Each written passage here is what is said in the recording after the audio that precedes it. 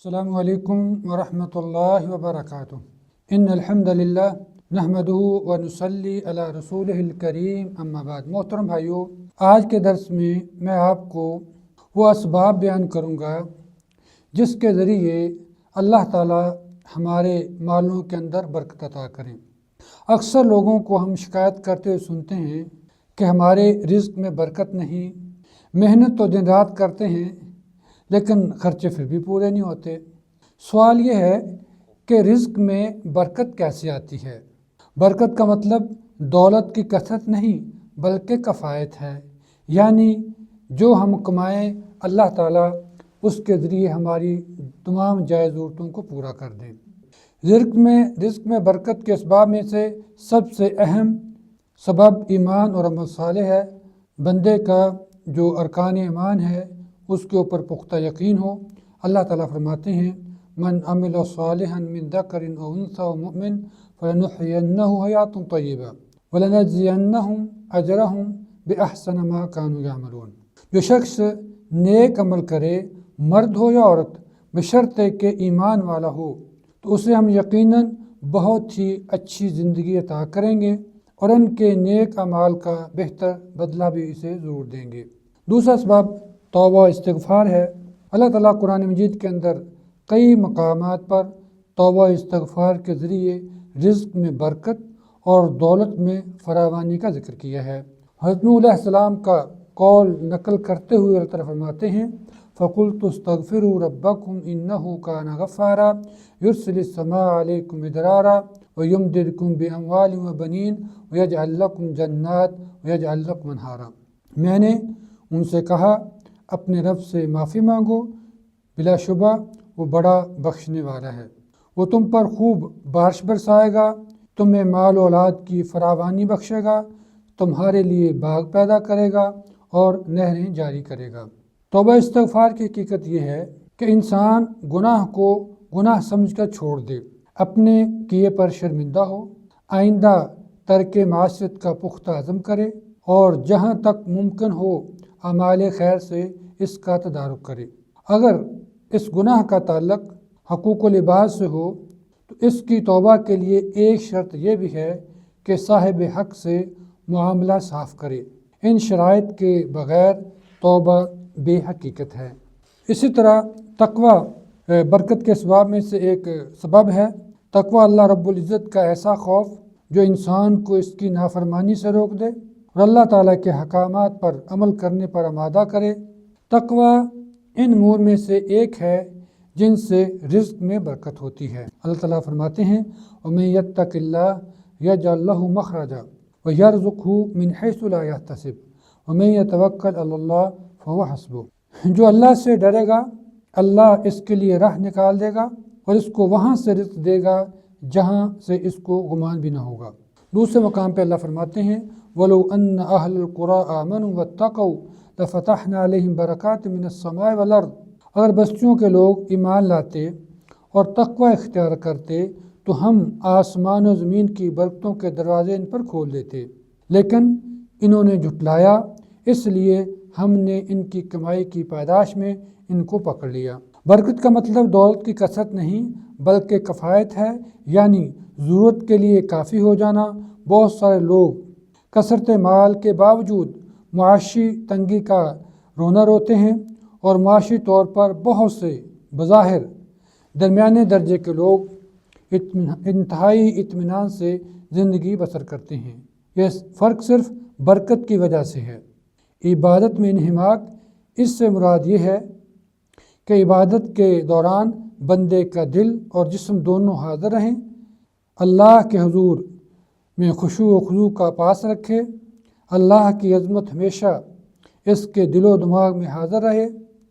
حضرت ابو ہریرہ رضی اللہ تعالیٰ عنہ فرماتے ہیں کہ رسول اللہ صلی اللہ علیہ وسلم نے فرمایا بلا شبہ اللہ تعالیٰ حدیث قدسی کے اندر فرماتے ہیں یا ابن آدم تفرغ لعبادتی املأ صدرک غنا واسد فقرک والا تفعل ملأت یدیک شغلا ولم اسد فقرک۔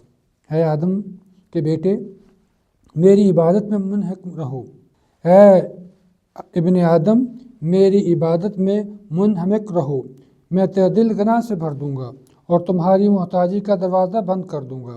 اگر تم نے ایسا نہیں کیا تو تمہارے ہاتھوں کو کثرت مشاغل سے بھر دوں گا اور تمہاری محتاجی کا دروازہ بند نہیں کروں گا۔ اس طرح میں اسباب میں سے ایک سبب اللہ پر توکل ہے۔ اللہ تعالیٰ فرماتے ہیں وَمَن يَتَوَكَّلْ عَلَى اللَّهِ فَهُوَ حَسْبُهُ إِنَّ اللَّهَ بَالِغُ أَمْرِهِ قَدْ جَعَلَ اللَّهُ لِكُلِّ شَيْءٍ قَدْرًا۔ جو اللہ پر بھروسہ کرے گا تو اس کے لیے کافی ہوگا۔ اللہ اپنا کام پورا کر کے رہتا ہے۔ اللہ نے ہر چیز کے لیے ایک اندازہ مقرر کر رکھا ہے۔ اس طرح بھائیو عمر بن خطاب رضی اللہ عنہ بیان کرتے ہیں کہ رسول اللہ صلی اللہ علیہ وسلم نے فرمایا لو انکم توکلتم علی اللہ حق توکلہ لرزقکم کما یرزق الطیر تغدو خماسا وتروح بطانا۔ اگر تم حسن و خوبی کے ساتھ اللہ پر توکل کرو تو تمہیں اس طرح رزق دیا جائے گا جس طرح پرندوں کو رزق دیا جاتا ہے۔ وہ صبح کے وقت خالی پیٹ جاتے ہیں اور شام کے وقت آسودہ ہو کر لوٹتے ہیں۔ توکل کا مطلب یہ ہرگز نہیں کہ کسب معاش کی تمام کوششوں کو ترک کر دیا جائے اور ہاتھ پر ہاتھ دھرے بیٹھا رہا جائے۔ خود حدیث میں رسول اللہ صلی اللہ علیہ وسلم نے پرندوں کی مثال پیش کی ہے کہ وہ تلاش رزق میں صبح سویرے نکل جاتے ہیں۔ پرندوں کا صبح سویرے اپنے آشیانوں سے نکلنا ہی ان کی کوشش ہے۔ انہی کوششوں کی وجہ سے اللہ تعالیٰ ان کو شام کے وقت آسودہ و سراب واپس کرتے ہیں۔ لہٰذا اسباب کا اختیار کرنا توکل کے خلاف نہیں بلکہ اسباب اختیار کرنا عین تقاضۂ شریعت ہے۔ اس طرح ایک سبب اللہ کے راستے میں خرچ کرنا ہے۔ اللہ تعالیٰ فرماتے ہیں وَمَا أَنفَقْتُم مِّن شَيْءٍ فَهُوَ يُخْلِفُهُ وَهُوَ خَيْرُ الرَّازِقِينَ۔ اور جو کچھ تم خرچ کرو گے تو وہ اس کی جگہ اور دیتا ہے اور وہ بہترین رزق دینے والا ہے۔ دوسری جگہ پہ اللہ تعالیٰ فرماتے ہیں الشیطان یعدکم الفقر ویأمرکم بالفحشاء واللہ یعدکم مغفرۃ منہ فضلا واللہ واسع علیم۔ شیطان تمہیں مفلس سے ڈراتا ہے، اور بے حیائی کے کاموں کی ترغیب دیتا ہے، مگر اللہ اپنی طرف سے مغفرت اور فضل کا وعدہ کرتا ہے۔ اللہ تعالیٰ بڑی وسعت والا اور بڑا علم رکھنے والے ہیں۔ ابو ہریرہ رضی اللہ تعالیٰ عنہ فرماتے ہیں کہ آپ صلی اللہ علیہ وسلم نے فرمایا یا ابن آدم انفق علیک، کہ اے آدم کے بیٹے، اللہ تعالیٰ فرماتے ہیں جسے قدسی کے اندر کہ اے آدم کے بیٹے خرچ کر، میں تیرے اوپر خرچ کروں گا۔ طالب علموں کے اوپر خرچ کرنا انس بن مالک رضی اللہ تعالیٰ عنہ سے منقول ہے کہ رسول اللہ صلی اللہ علیہ وسلم کے زمانے میں دو بھائی تھے۔ ایک بھائی رسول اللہ صلی اللہ علیہ وسلم کی خدمت میں علم و معرفت حاصل کیا کرتا تھا اور دوسرا بھائی کسب معاش میں لگا ہوا تھا۔ بڑے بھائی نے نبی صلی اللہ علیہ وسلم کو شکایت کی کہ میرا بھائی کسب معاش میں میرا تعاون نہیں کرتا، تو رسول نے ارشاد فرمایا ہو سکتا ہے کہ تمہیں اسی کی برکت سے رزق دیا جاتا ہو۔ اسی طرح رشتہ داروں کے ساتھ حسن سلوک کرنا۔ ابو ہریرہ رضی اللہ عنہ بیان کرتے ہیں کہ رسول اللہ صلی اللہ علیہ وسلم نے فرمایا من احب ان یبسط له فی رزقہ وان ینسى له فی اثرہ فلیصل رحمہ۔ جس سے وسعت رزق اور لمبی عمر کی خواہش ہو اس سے رشتہ داروں کے ساتھ اچھا برتاؤ کرنا چاہیے۔ اس طرح حضرت علی رضی اللہ عنہ سے روایت ہے کہ رسول اللہ صلی اللہ علیہ وسلم نے فرمایا جس سے لمبی عمر، وسعت رزق اور بری موت سے چھٹکارا پانے کی خواہش ہو اسے اللہ سے ڈرنا چاہیے اور رشتہ داروں کے ساتھ حسن سلوک کرنا چاہیے۔ صلہ رحمی کا جامع مفہوم یہ ہے کہ حسب گنجائش رشتہ داروں کے ساتھ خیر خواہی اور بھلائی کا معاملہ کیا جائے اور شر و فتن سے ان کو محفوظ رکھا جائے۔ کمزوروں کے ساتھ حسن سلوک۔ نبی کریم صلی اللہ علیہ وسلم نے فرمایا بندوں کو ان کے کمزوروں کی وجہ سے رزق ملتا ہے اور ان کی مدد کی جاتی ہے۔ حضرت مصعب بن سعد رضی اللہ تعالیٰ عنہ سے روایت ہے کہ حضرت سعد نے یہ دیکھا کہ انہیں دیگر لوگوں پر فضیلت حاصل ہے، تو رسول اللہ صلی اللہ علیہ وسلم نے فرمایا کہ کمزوروں کے طفیل ہی تم کو رزق ملتا ہے اور تمہاری مدد کی جاتی ہے۔ حضرت ابو درداء رضی اللہ تعالیٰ عنہ سے روایت ہے کہ رسول اللہ صلی اللہ علیہ وسلم نے فرمایا ابغونی ضعفاءکم فانما ترزقون وتنصرون بضعفائکم۔ تم لوگ میری رضا اپنے کمزوروں کے اندر تلاش کرو کیونکہ تمہیں کمزوروں کی وجہ سے رزق ملتا ہے اور تمہاری مدد کی جاتی ہے۔ اس طرح بھائیو رزق کے اسباب میں سے دعا کرنا۔ رزق میں برکت کے اسباب میں سے ایک صبح اللہ سے رزق میں برکت کی دعا کرنا ہے، جیسا کہ رسول اللہ فرماتے ہیں اللہم بارک لنا فی ثمرنا و بارک لنا فی مدینتنا و بارک لنا فی ساعنا و بارک لنا فی مدنا۔ اے اللہ ہمارے پھلوں میں برکت عطا فرما، ہمارے شہر مدینہ میں برکت عطا فرما، ہمارے لیے ہمارے سا میں برکت عطا فرما، اور ہمارے لیے ہمارے مد میں برکت عطا فرما۔